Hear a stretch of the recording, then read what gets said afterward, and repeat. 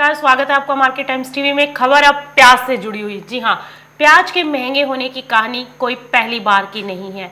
अगर 10 साल पीछे के प्याज कारोबार को देखें तो महंगी प्याज ने कई रिकॉर्ड बनाए हैं। देश की सरकारों को हिलाने के साथ ही ये भी पहला ही मौका था जब किसी सामान के महंगा होने की वजह जानने के लिए जांच आयोग बनाया गया था। हालांकि जमाखोरों और दलालों के चलते आयोग को अपना काम बीच में ही बंद करना पड़ा था, लेकिन बंद होने से पहले आयोग ने यह रिपोर्ट दे दी थी कि प्याज महंगी होने के पीछे कोई एक नहीं बड़ी कई वजहें हैं। आपको बता दें कि दिल्ली समेत देश भर में रफ्तार पकड़ रही प्याज के भाव को कंट्रोल करने की कवायद का असर शायद अब दिखने लगा है।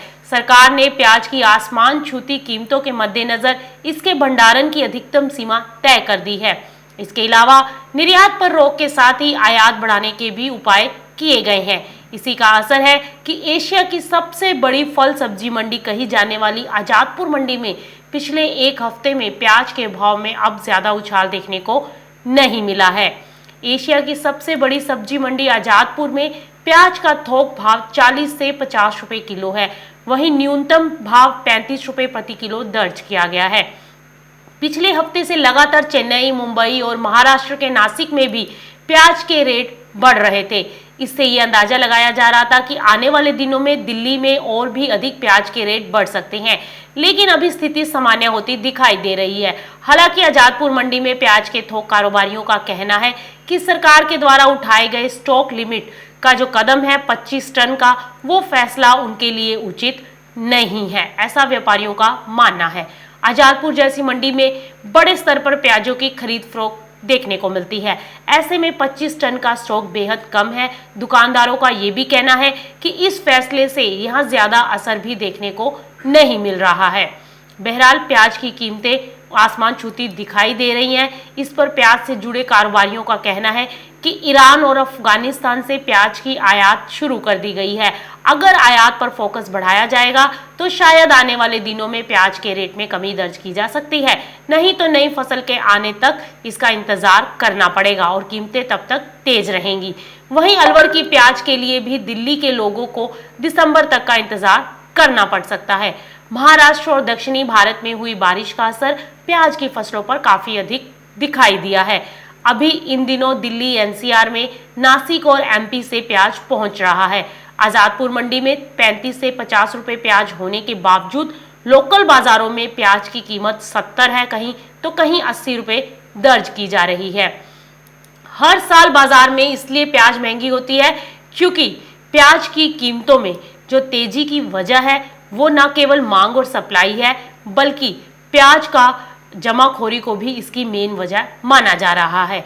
साल 2011-12 में competitive assessment of onion market in India के नाम से एक आयोग बना था।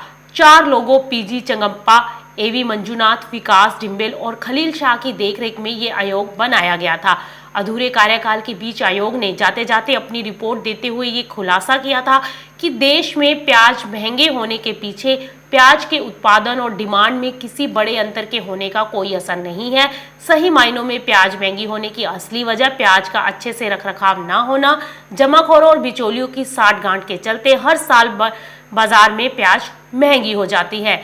वहीं रामविलास पासवान के इस बयान से ये सच भी मालूम होती है, क्योंकि आयोग ने जो ये रिपोर्ट दी थी उसके ऊपर कहीं ना कहीं ये सच्चाई भी है, क्योंकि जनवरी 2020 में केंद्रीय मंत्री रामविलास पासवान ने एक बयान देते हुए कहा था कि करीब 46,000 टन प्याज आयात किया गया था, जिससे कि देश में प्याज की बढ़ती कीमतों को काबू किया जा सके। लेकिन आयात की गई प्याज को व्यापारियों ने लेने से मना कर दिया।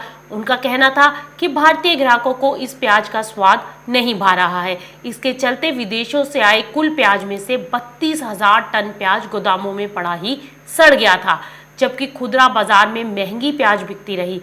ऐसे में बाजार सूत्रों से मिली जानकारी के मुताबिक इसके पीछे जमाखोरों और बिचौलियों का एक बड़ा वर्ग काम करता है, तो जिसकी वजह से प्याज की कीमतों में उछाल देखने को मिलता है। वहीं आपको बता दें कि भारत में प्याज का उत्पादन चीन के उत्पादन से कम है, जबकि सोइंग ज़्यादा होती है। दहाई के आंकड़े में प्याज का उत्पादन करने वाले विश्व के सिर्फ 2 ही देश हैं, एक चीन तो दूसरा भारत। लेकिन खास बात यह है कि चीन का प्याज का उत्पादन का क्षेत्रफल 956,000 हेक्टेयर है, तो भारत का 1,64,000 हेक्टेयर है।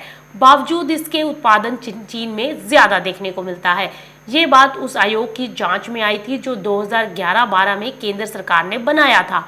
प्याज उत्पादन का यह आंकड़ा भी उसी वक्त का है। आपको बता दें कि एक सर्वे के अनुसार यूएस में 3.34 मिलियन टन, तो इजिप्ट में 2.21 और ईरान में 1.92 मिलियन टन प्याज का उत्पादन होता है। अगर आज की बात करें तो भारत में 2 से 2.5 करोड़ टन प्याज का उत्पादन किया जाता है। बहरहाल जो प्याज की कीमतों में तेजी देखने को मिल रही है उसके ऊपर फिलहाल कोई अंकुश लगता नजर नहीं आ रहा है। सरकार जबकि अहम कदम उठाती दिखाई दे रही है, सरकार डेली बेसिस पर कोई ना कोई कदम उठा रही है ताकि प्याज की कीमतों को कंट्रोल किया जा सके।